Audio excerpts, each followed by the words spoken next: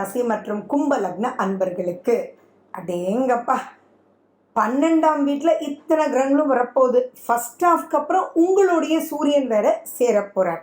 So இந்த காலகட்டத்தை எப்படி நம்ம சொல்லணும் அப்படின்னா, நிறையவே நிதானம் தேவை.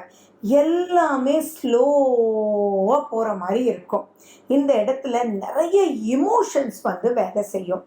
அந்த இமோஷன்னால் மென்டல் ஹெல்த் பாதிக்கும். ஏதோ தூக்கமே வராது, ஏதோ ஒரு புரியாத புதிராக இருக்கும், சாதிச்சதாகவும் இருக்கும், ஆனால் ஒரு மூமெண்ட் இல்லாமலும் இருக்கும். ஸோ இட் இஸ் கால்டு ஒரு மாதிரி ஒரு டிராகிங் மந்த் அப்படின்றது நீங்கள் மைண்டில் ஞாபகம் வச்சுக்கணும். நிறைய தடைகள் வரக்கூடிய வாய்ப்புகள் இருக்குது. 2ல் ராகு, அதே மாதிரி உங்களுக்கு 8ல் கேது அண்ட் ஜென்ம சனி நடந்துட்டுருக்கு. செகண்ட் ஹாஃபில் சூரியன் சனி வேற செய்கிறது. ஸோ இந்த மாதத்தில் எதை எடுத்தாலுமே மூமெண்ட் இருக்காதுங்க. பிளாக் பிளாக் பிளாக் பிளாக் பிளாக்குன்னு இருக்கும். நிறைய நைட் தூக்கம் இருக்காது, மத்தியானம் ஒரு ட்ரௌசியாக இருக்கும்.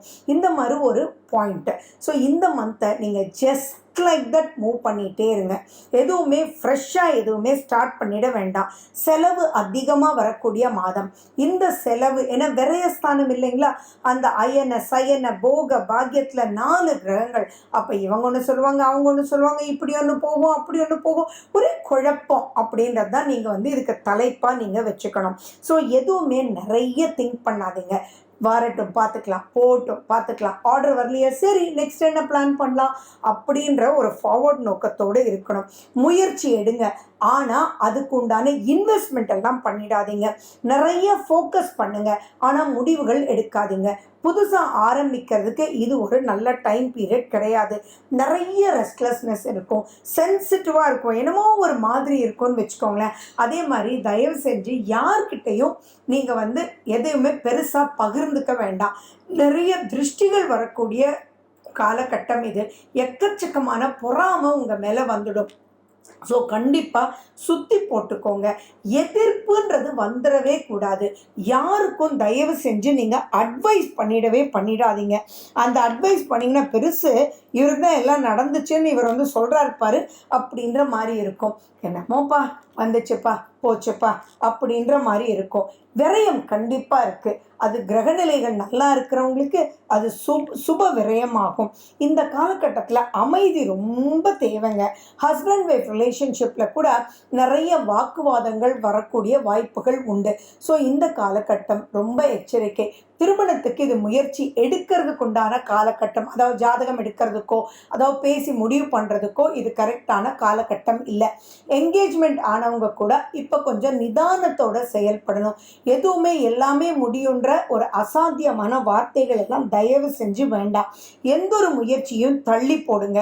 ஜென்ம சனி குரு 3ல், அதனால நிறைய விட்டு கொடுத்து போங்க. குடும்பத்தோடு விட்டு கொடுத்து போங்க. ஹஸ்பண்ட் ஒய்ஃப்குள்ளே விட்டு கொடுத்து போங்க. 8ல் கேதுன்றது ஞாபகம் வச்சுக்கோங்க. தயவு செஞ்சு இந்த பதிவை கடைசி வரைக்கும் பாருங்க.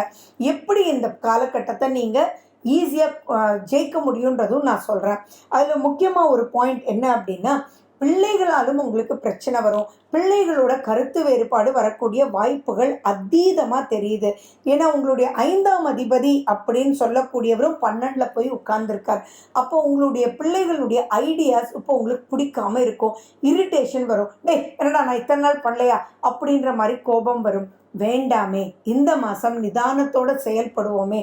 அப்படியாப்பா let me think and decide அப்படின்ற மாதிரி நீங்கள் தள்ளி போடணும். எஜுகேஷன்லேயும் அப்படித்தான் மந்தமாக இருக்கும். இன்னும் நல்லா புரிஞ்சுது, நல்லா மார்க் வாங்கினோமே, ஏன் இந்த சப்ஜெக்ட் எடுத்தால் இப்போ பிடிக்கவே இல்லை, இந்த யூனிட் ரொம்ப டஃப்பாக இருக்கே அப்படின்னு தோணும். நிறைய இப்போ 10th 12th எல்லாம் நீங்கள் ரிவிஷன்ஸ் எழுதிட்டு இருப்பீங்க, ப்ரிப்பேர் பண்ணிட்டு இருப்பீங்க. அப்போ இந்த மந்தில் ஏறலையேன்னு கவலையே படாதீங்க. இது ஒரு மாதம்தான், அதுக்கப்புறம் உங்களுக்கு ஓடி போயிடும். ஏன்னா பல கிரகங்கள் பாசிட்டிவான கிரகங்கள் இப்போ பாசிட்டிவாக இல்லை. ஸோ இது ரொம்ப ஸ்லோவாக போகிற மாதிரி இருக்கும். குலதெய்வ வழிபாடு ரொம்ப ரொம்ப முக்கியன்றது ஞாபகம் வச்சுக்கோங்க. அதே மாதிரி யாரோடையும் வாக்குவாதம் வேண்டாம். அதே மாதிரி ஃபினான்ஸ் ரீதியாக ரொம்ப கேர்ஃபுல்லாக இருக்கணும். உங்களுக்கு 11ஆம் வீடு அப்படின்னு சொல்லக்கூடிய குரு உங்களுக்கு 3ஆம் வீட்டில் போய் உட்கார்ந்துட்டுருக்கு. ஸோ இது லாபம்னு ஓகேன்னு ஆர்டர், இது மூவ் ஆகிடும்டா ஆர்டர் போடுறா அப்படின்னா அது மூவே ஆகாது. ஸோ எல்லா விதத்துலேயும் கொஞ்சம் எச்சரிக்கை தேவை. ஆரோக்கியம், ரொம்ப டயர்டாயிடுவீங்க. யாருக்கெல்லாம் காலு பாதம் இதெல்லாம் பிரச்சனை இருக்கோ அவங்கெல்லாம் இன்னும் கொஞ்சம் அலர்ட்டாக இருக்கணும் அப்படின்றது ஞாபகம் வச்சுக்கோங்க.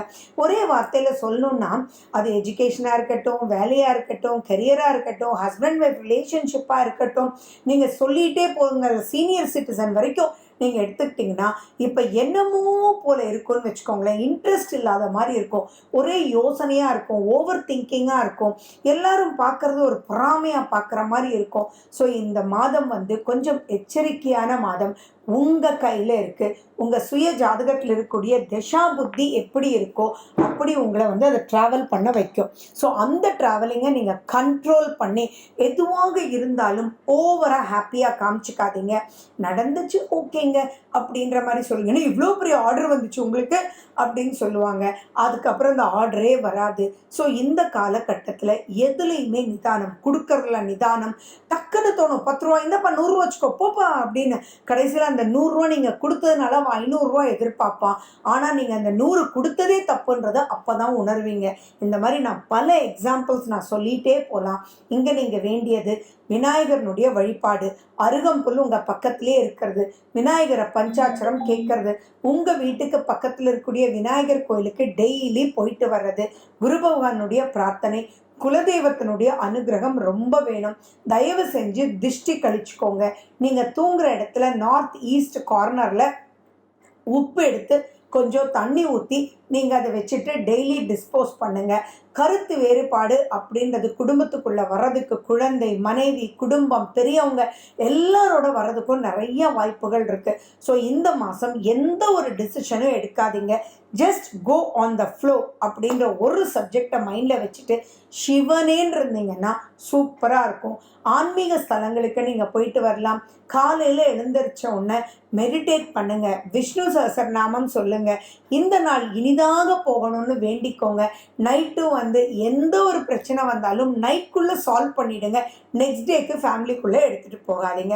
இதை மட்டும் பண்ணிங்கன்னா கும்பராசி கும்ப லக்ன அன்பர்கள் இந்த பிப்ரவரி மாதத்தை ஈஸியாக கடந்து வந்துடலாம். ஓகே. மேலும் விவரங்களுக்கு ஃபோன் நம்பர் 9842266555